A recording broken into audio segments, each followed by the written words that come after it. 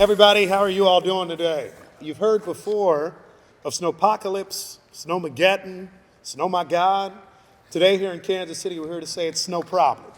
We in Public Works and in all of our departments have this ready, and we are making sure that not only today we have folks who are out pre-treating, but that we're working collaboratively across departments and across agencies to make sure we're ready for the upcoming storm. The first thing we want to make sure to the people of Kansas City is this: make sure that you yourselves are prepared in your own homes, make sure that you're addressing the issues necessary as we confront the storm.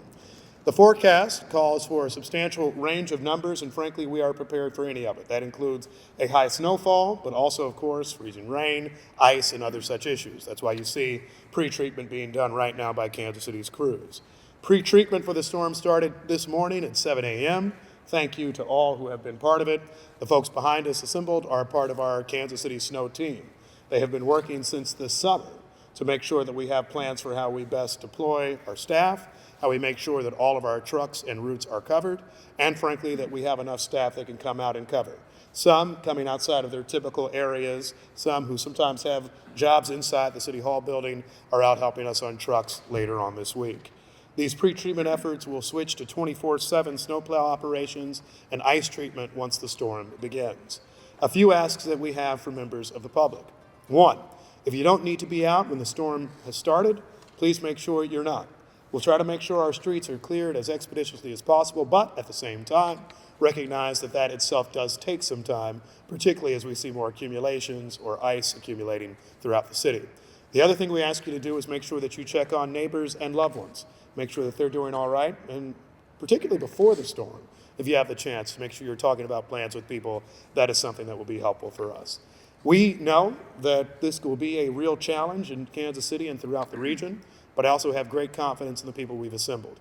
In recent years, we have seen them deploy new trucks, deploy more people, and always having dedicated staff at Kansas City that will work overtime to make sure we have those issues addressed.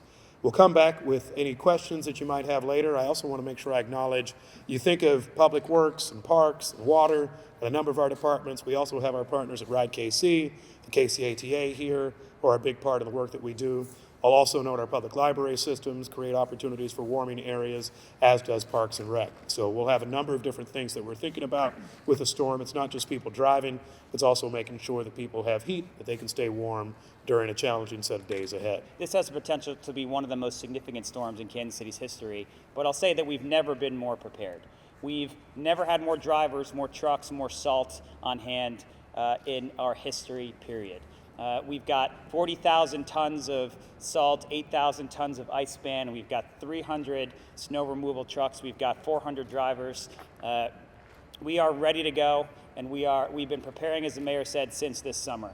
This is a multi-departmental effort. You can see behind me some of the groups and people that are a part of this operation, hundreds of people across all city departments, dropping everything to pitch in with snow removal.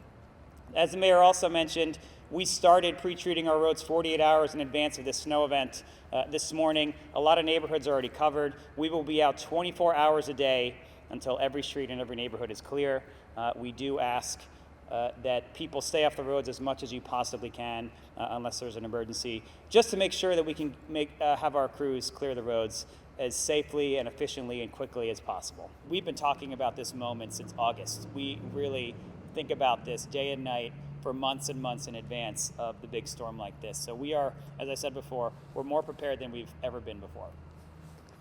And thank you to our great staff here, too. Appreciate you.